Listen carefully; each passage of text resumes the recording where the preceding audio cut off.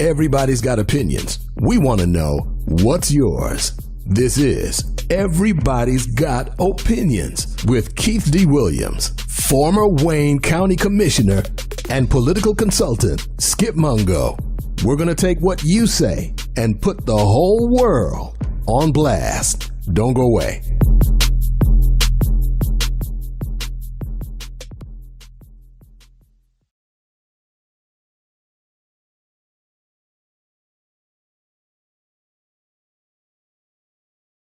Courageous Detroit Radio. Follow them on www.courageousdetroitradiostation.com. Today's show is about, we're going to take you back to the Ballot versus the Bullet, but more importantly, last night I was over at King Solomon Church where Malcolm X gave a majority of his speeches when he came to Detroit. Good morning to our listening audience. Today we invite you to call in at 313-395-3336. 313-395-3336. Everybody has opinion, and we need to call in.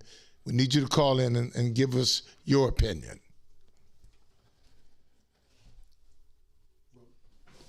Keith, thank you for always allowing me to sit next to you and soak up some. No, don't say this. Always. Hey, we're a team. Everybody, we're a team. This is how black folks should do it. Black men come together and learn from one another. Learn from us and listen, talk about the issues. We a team, but I learned a lot from you sitting by your side over the years, Keith.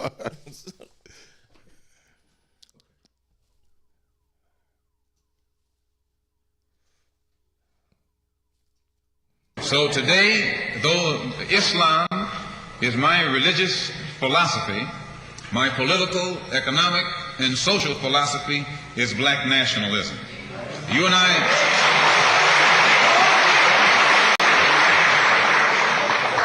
as I say, if we bring up religion, we'll have differences, we'll have arguments, we'll never be able to get together.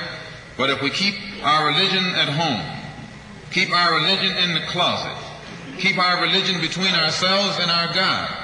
But when we come out here, we have a fight that's common to all of us against the enemy who is common to all of us.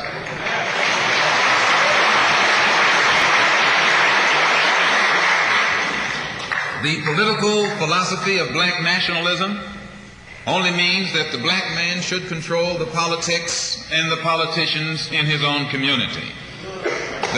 The time when white people can come in our community and get us to vote for them so that they can be our political leaders and tell us what to do and what not to do is long gone.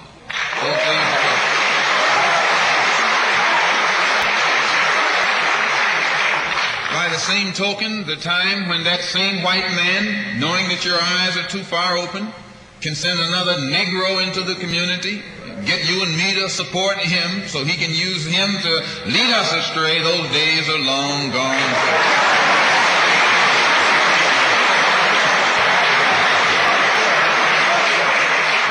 The political philosophy of black nationalism only means that if you and I are going to live in a black community, and that's where we're going to live, because as soon as you move into as soon as you move out of the black community into their community, it's mixed for a period of time, but they are gone, and you're right there all by yourself again.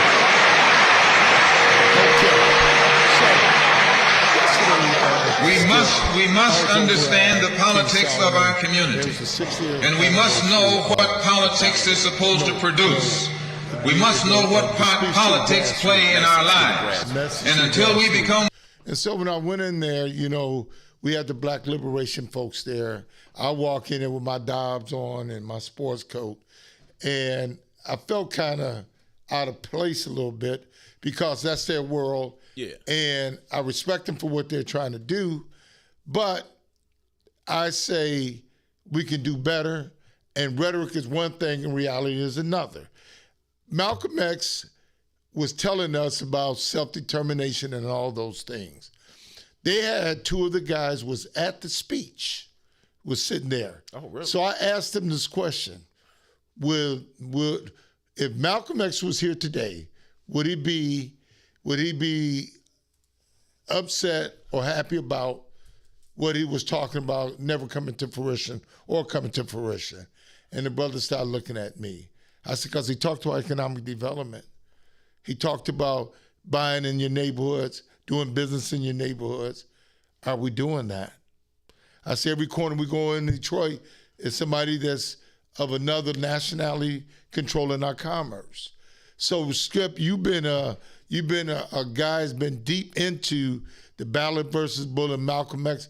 Give us your perception.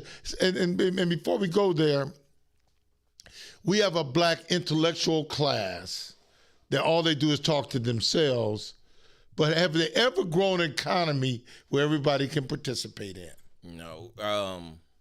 The late, great Tatum Eason, the way he described them, he said they played mental masturbation with each other. I call it intellectual masturbation. It makes each other feel good. Yes. But it produces nothing. Right. That's masturbation. Right. So that's what they do. They play and then they go home, tucked away, you know, and they remove from all of what's really going on in the streets. And that's what Malcolm talked about with the ballot or the bullet and message to the grassroots. What he talked about was black nationalism. This is 60 years ago, man, he gave this speech. Reverend Clegg, who was the Jeramogi for the Shrine of the Black Madonna, he brought Malcolm in. He used to bring him in and get these speeches into the city of Detroit. What Malcolm talked about was, I think when he did the Ballot of the Bullet, it was an election year. Mm-hmm. And he talked about how black people, and it is still applicable to this day. He spoke about us as black people having a block vote. He said, we're in a position, Lyndon Johnson was running at the time. I think it was in 1964. So we were in a position to send Johnson either to the White House or, as he called it, back to his Texas cotton patch. We were in that position, and he talked about what's going on right now today. What you just heard, an excerpt of the speech where he talked about the day of white people coming in our community, and he addressed it as white people because they were, you know, he talking about others coming into our community. Every 2 or 4 years asking us for our vote, we give it to him because we just happy to be there. And he fades back off into wherever it is, D.C., Lansing, wherever. And then 2 or 4 more years, he comes right back and we do the same thing. We get nothing from it. We give them the most precious resource that we have other than life, our vote, our freedom, and we get nothing in return. You know, when they look back at Malcolm X, he was a trailblazer, a true trailblazer, and what he was trying to do is connect our realities to what was happening. Absolutely. And that's what is missing. We have a lot of intellectual masturbation going on. You're on Facebook, we're on YouTube, you're hearing the same thing. But how do we recapture our space is the key issue. first and foremost, you have to have leadership that can control certain apparatuses in our community where we can communicate how we can work together and build businesses in our community. We still, now the big thing is everybody's got a 501c3 now. Yeah. Yeah, right. Everybody's they making a living off. Everybody just announcing on Facebook that I have been appointed as executive director of this nonprofit. Yes. Instead of saying I got an LLC and I'm the chairman of my LLC. I got Space My LLC where I can grow our economy, but I need your resources or your money so we can grow this. Absolutely. We have gone down another road that I think is going to lead us to a road of destruction. Well, that's, we spoke about that the last time we were sitting here together. How the moment we get ready, I think I compared it to the Wizard of Oz. As soon as we see prosperity, as soon as we see Emerald City, we go through them poppy fields and fall asleep. Somebody comes in and is a what am I looking for? A disruptor. Yeah. That's what it is. Somebody, listen, man, Malcolm gave that speech almost 60 years ago. Right. And it's still every word for word. I can repeat that speech to someone who's never heard it, and they'll look at me and say, yeah, you're right on point. That's what we need right now today. That was 60 years ago. Even in the message to the grassroots, what he said then is still applicable now. Absolutely. He talked about the house Negro versus the field Negro. Yes. He's talking about how back in the day on the March to Washington, the white folks in Kennedy didn't want it to happen. Absolutely. Okay. And then at that meeting, one of the guys said, I had nothing to do with it. I don't control that. And so Kennedy said to Martin and those guys, because Roy Wilkins was the guy who was eventually supposed to lead it. And so Kennedy called in the civil rights leaders and said, he called them the Big Six. The Big Six. Yeah. Then he took him to a hotel that he owned, and he had a millionaire friend that tore him off. They had $800,000 to split between the six. That's right. Absolutely so right. Even those guys had a sensational appetite for money and a great quality of life. 1963, they split up $1.5 million between the six of them. Kennedy, like you said, Kennedy heard about this march that was, people were talking about. Because he didn't want that. Because it was a grassroots march. Right. Like Malcolm said, it started, he was here. He said, man, they started talking about it here on Hastings Street, in the hood. He said, this is where the march started. Still Hastings Street, not knowing that Hastings was destroyed through the I-375 That's right. debacle. Negro removal, Hastings Street Negro removal. Yep. So Kennedy told King, man, you got to stop this march. Kennedy said, I can't stop it, boss, because I didn't start it. Yeah. And that's when Kennedy told him, said, listen, man, I'm going to endorse, we're going to make you the leader of it. Yeah. Then I'll endorse it. Yes. But here's some rules I'm going to lay down. They say they wrote speeches for them. John Lewis just talked about it right before he passed away. He said his original speech they scrapped. Too radical. They wouldn't let James Baldwin speak. Yeah, because they said they didn't know what James Baldwin was going to say. They couldn't control him. They couldn't control him. Yeah. So, and then, sad to say, after the march, they signed the Civil Rights Bill, and it was all ceremonial. Yes. So, in other words, black folks are still getting played. Yeah. To this day, we're getting played. So yesterday, I'm with the grassroots brothers, and I'm in there listening to this, and I'm saying, I'm lost, man. It's like they're talking to themselves about what we did 30 years ago, and one sister was saying about her brother Lumumba, I forgot his name, who died down in Mississippi, Jackson, Mississippi. He was a mayor. Yeah. I'm listening, and then Chokwe Lumumba, whatever his name. His son is the mayor of Jackson. Yeah, I did not know the guy. They say he was a brilliant guy. Yeah. But my thing is, all that brilliance, why are we still languishing in poverty to this present day? Well, I think that Malcolm's speeches, Yes. should be required reading. Yes. And starting out really, man, in elementary school. Yes. That's when I started learning about it. So I know elementary students can grasp it. Because I grew up, I was raised on Malcolm, on black nationalism, on everything that he talked about. Think about this, Skip.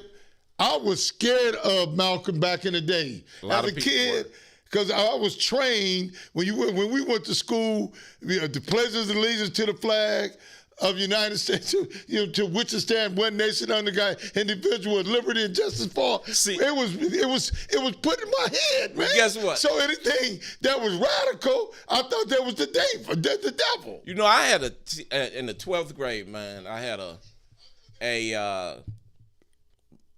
a class in high school. I forget what class it was, but I'll never forget this lady, Miss Crow. I wish she'd listen to this one day. I went to a private school because I got kicked out of public school. Yeah. So my mother and father sent me to a private school. So we would stand every morning for a prayer and a Pledge of Allegiance. I would sit down for the Pledge of Allegiance. So she sent me, after about 3 times, she sent me to the principal's office. The principal sent me a note back saying I can't do anything about it. He don't have to stand for the Pledge of Allegiance.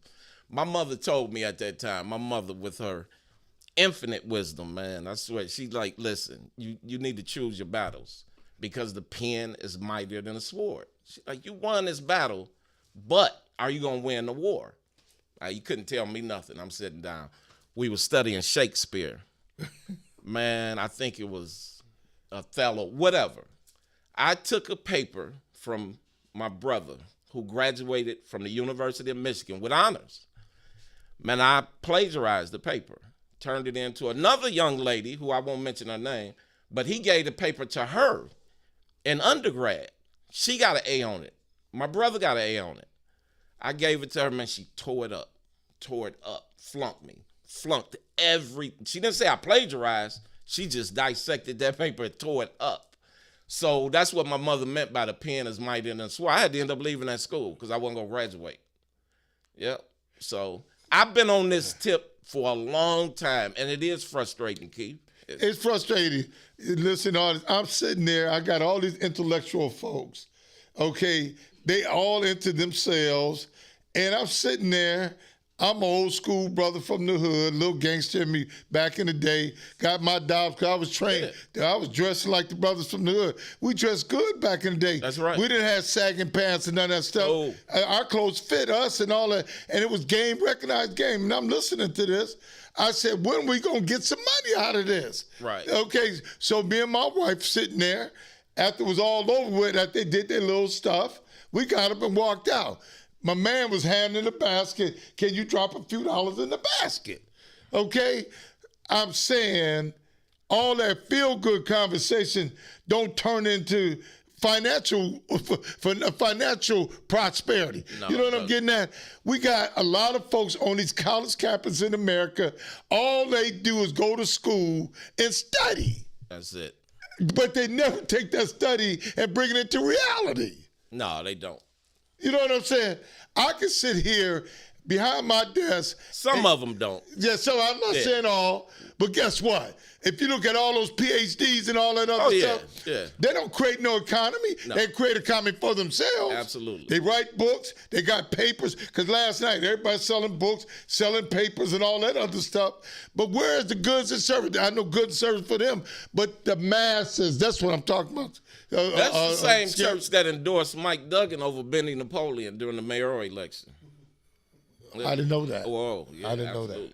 See, I don't know where we at in this journey of life, but I know where I'm at. I'm pro-black, love black, and gonna leave here being black. But the most important thing is this: we gotta control our economic destiny. Absolutely. If we don't control where we going with our money gonna always be used against us. Let me tell you another quick story. There's a gas station on the corner. It's on the northeast corner of Warren and I-75. Right. Used to be 2 black brothers, who owned the gas station some years ago. A guy named Daryl Cullen and his brother. Man, I would always pay, no matter where I was, going downtown, coming from down, I would always patronize them. Few times I stopped by there, no gas. And the guy explained to me, man, they weren't delivering him gas on purpose because he owned the gas station. Right. And he owned the land. That's the most important part, is owning the land. A lot of these gas stations you see, the parent company owns the land. They ran him out of business. Mr. Davis on set by right. He owns his land. That's right. And they always put stickers on his his station window. You got too many cars in the lot. Yeah, see, why bother Mr. Davis? He's been around as long as I can remember. Hold on. Over here, this is Soul Village. I'm getting doors. I got to go through all kinds of gyrations about permits. And before you start to open up your doors, you just spent $20,000.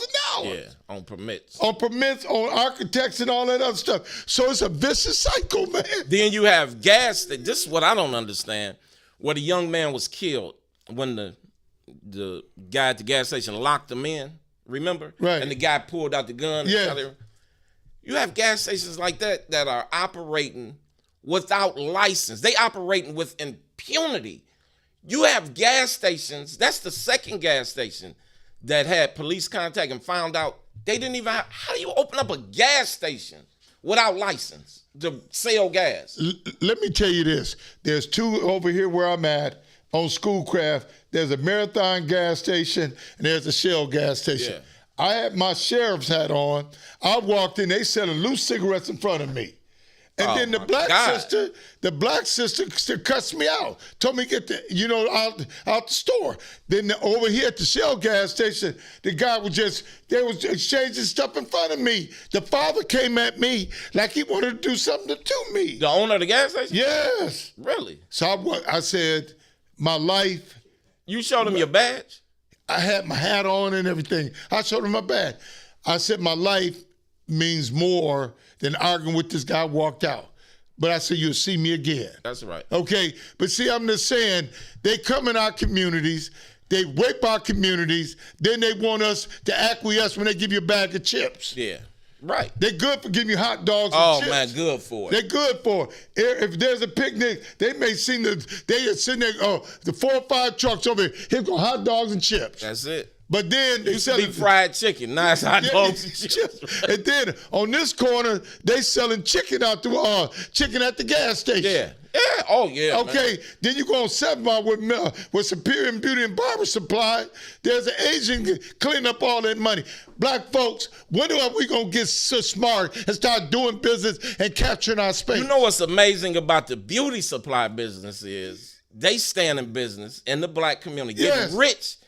And probably 99.9% of the hairstylists are black. Yes. So yeah. Man, I'm just telling you, it's I don't know what has happened to us, but man, we don't own nothing. All we do is we'd go to the Cadillac dealership. Now, brother gotta have a Bentley now. Oh yeah. Everybody, right. You got a Bentley. You living in $300,000 or $400,000 house. The bottom line is this: you came here on assignment, you're going to leave. That's right. You're Listen, going to leave here. To those of you that's listening or might catch this later on YouTube, if you own a black business, you should give us a call. Call 313-395-3336.